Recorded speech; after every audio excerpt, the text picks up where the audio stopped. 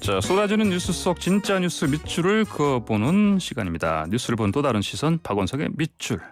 박원석 정의당 사무총장과 함께합니다. 자, 안녕하십니까?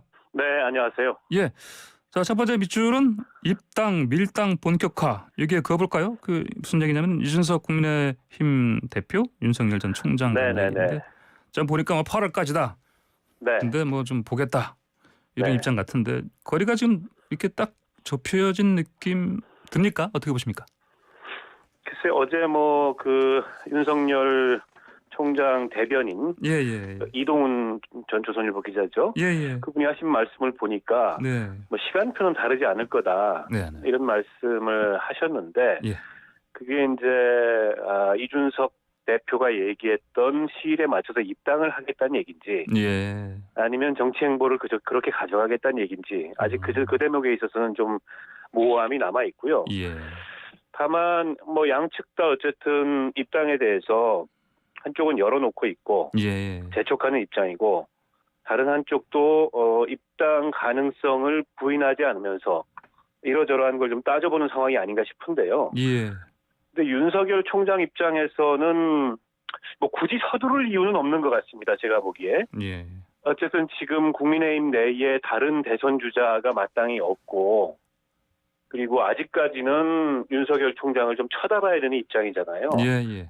근데 이제 윤석열 총장 같은 경우에는 당장 국민의힘에 입당하게 되면 본인을 지지하는 중도층까지 다 폭넓게 예. 이 누수 없이 지지 기반을 같이 함께 갈 수 있느냐. 이것도 지금 아직 좀 판단이 필요할 것 같고요. 예. 또 하나는 아무래도 이제 들어가게 되면 다른 주자들의 집중 견제도 받고 어떻게 보면은 지금 이준석 대표의 그런 태도로 봤을 때 예. 원 오브 댐 취급을 받는 거 아니냐. 네네. 네, 이런 사실은 판단도 있을 것 같아요. 그래서 예. 최대한 그런 것들을 좀 살피고 그리고 시간이 더 흐르면 사실은 윤석열 총장 입당에 대한 국민의힘의 입장이 더 간절해질 수 있지 않겠어요? 예. 근데 그런 것들을 좀 기다릴 수도 있지 않을까 싶습니다. 예, 알겠습니다. 자, 두 번째 밑줄 그어보시죠. 대북 팬데믹의 4년. 자, 이거는 김기현 국민의힘 원내대표가 북한에 백신 주겠다는 정부 비판을 한 말인데 어떻게 들으셨습니까? 글쎄요, 그런 야당 대표께서 그런 말씀을 하실 수도 있는데, 예. 어찌됐건 지금 남북 관계가 여러 가지로 막혀 있고, 그리고 이번에 이제 한미 정상회담과 또 G7에서 계속 바이든 대통령을 만나면서 이제 북에 대한 인도적 지원은 계속 하겠다. 예. 그리고 그 인도적 지원을 더 잘할 수 있는 방안을 찾아보자 이런 메시지를 받았어요. 예. 그래서 여러 가지 이제 고려해서 북에다가 이제 백신 지원을 제안을 했는데 지금 예. 우리 이제 백신 접종 속도가 올라가고 있고 백신 생산에 있어서 허브 국가가 되겠다 이런 목표가 있잖아요. 예. 근데 실제 북이 그런 제안을 받을지 안 받을지는 모르겠습니다. 제가 보기에는 안 받을 가능성이 훨씬 높을 것 같아요. 예. 지금 다른 이제 국제기구들을 통해서도 북한의 백신 문제나 이런 거에 대한 또 코로나19 상황에 대한 여러 가지 제안과 이런 것들이 있었음에도 불구하고 일절 거기에 대해서 응답이 없었습니다. 예. 그런데 이제 지금 백신이 대부분 이제 미국산 백신들이고 그거를 미국이 지원하겠다는 얘기를 지금 안 하고는 있습니다만 우리가 어쨌든 백신 지원에 나선다면 미국과 협력이 필수적인데 예. 미국의 그런 류의 지원을 북한이 받아들이려고 할까? 오히려 최근에 일부 나온 보도를 보면 러시아제 백신에 대해서 북한이 관심을 갖고 있다. 스푸니크. 그러니까 이제 일종의 러시아는 우방이지 않습니까? 북한 입장에서 보기에. 예. 그래서 백신 협력을 한다 하더라도 네. 지금과 같은 정세에서 러시아나 중국이나 이런 우방을 통해서 하지 우리와 미국을 통해서는 하지 않겠다. 오히려 그런 입장에 가까울 것 같습니다. 예, 그렇군요.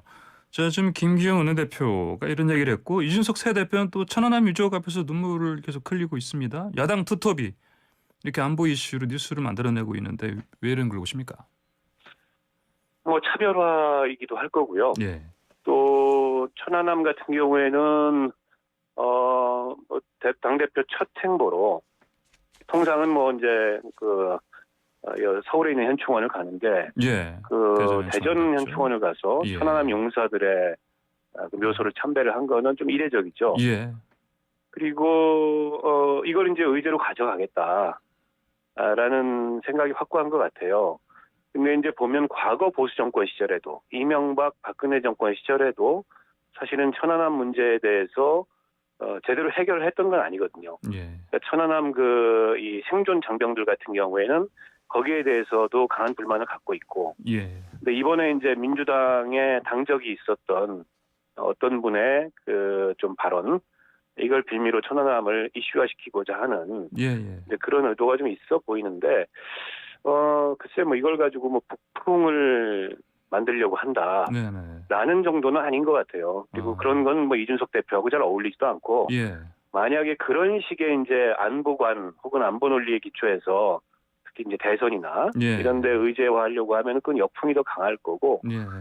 그보다는 어쨌든 그 천안함에서 전사했던 그 전몰 장병들이 이준석 대표하고 비슷한 세대이거든요. 예. 그런 어떤 이 공감대 이런 것도 일정하게 작용하는 것 같고, 또 천안함에 있어서는 천안함 의제는 이제 민주당이나 국민의힘의 입장이 확연히 갈리고 있는 그런 사안이기 때문에 그런 점을 좀 부각시켜 보겠다 이런 게 아니겠습니까? 예. 예. 자, 세 번째 밑줄은 이 글귀 그거 보시죠. 여심 잡기 본격화.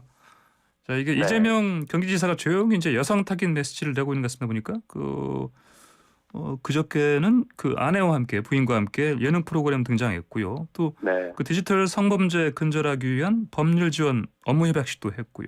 자, 네. 이제 원래 이재명 지사는 기본소득 아닙니까? 근데 다른 시들에도 이제 방점을 찍겠다 이런 신호로 보면 되겠습니까?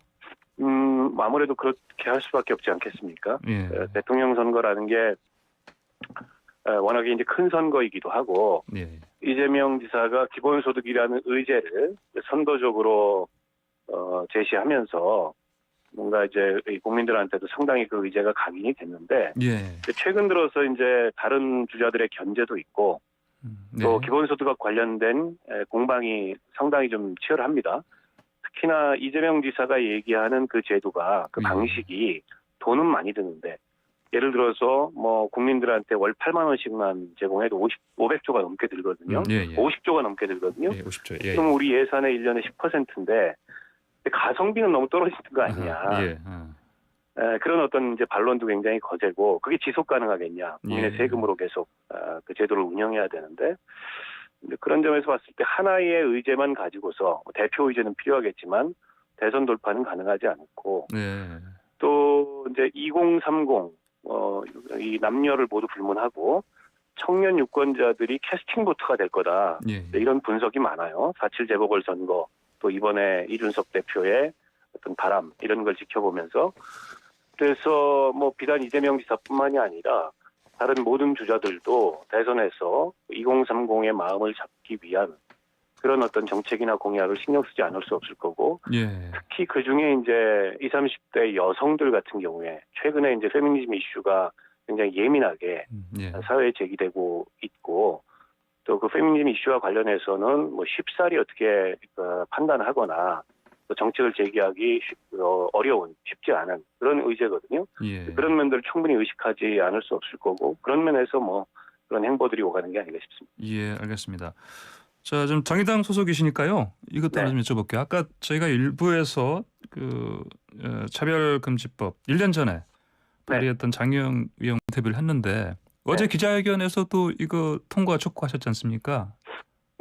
우선은 예. 그 차별금지법 제정 그 국회 논의를 원하는 그 국회 청원이 10만 명을 넘었습니다. 넘었죠. 예. 그래서 이제 국회 법사위에 회부돼서 논의를 하도록 절차가 향후에 진행이 될 거고요. 예. 제가 작년에 그 법안을 우리 장혜영 의원이 대표 발의를 했습니다만, 예. 작년에는 그 10만 명 서명 달성을 못했어요. 네네. 그래서 지금까지 이제 국회 법사위에서 논의가 안 됐는데, 한 지난 1년 사이에 이제 국민들이 차별금지법에 대한 인식의 변화도 많이 이루어진 것 같고, 이게 비단 어떤 뭐 성소수자라든지 이런 특정한 그 이슈만을 위한 법이 아니라 보편적으로 우리 사회의 어떤 불평등이라든지 또 여러 가지 존재하는 차별들이 있지 않습니까? 네네네. 그런 문제를 해결하기 위해서 어떻게 보면 새로운 민주주의의 단계로 나가는 데 있어서 필수적인 법이구나. 예, 예. 이런 인식들이 좀 넓어진 것 같습니다. 아. 그게 이제 이번에 10만 명이 단기간에 예. 서명하게 된 배경이라고 보고 예.